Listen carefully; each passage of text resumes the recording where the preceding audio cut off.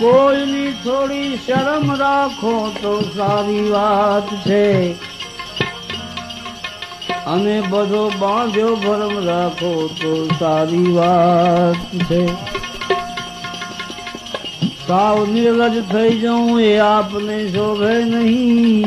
અરે બાબા રે, સાવ નિર્લજ થઈ જાઉં એ આપને શોભે નહીં. કંઈક પડદાનો ભરમ રાખો તો સારી વાત છે. ગેર રસ્તે કોઈને દોરી જવું સારું નથી.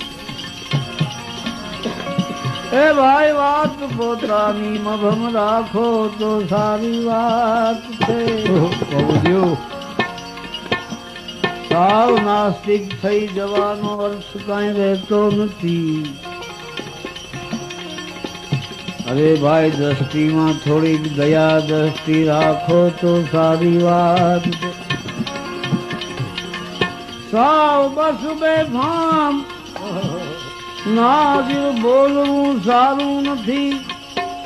કોકની પણ શરમ રાખો તો સારી વાત છે.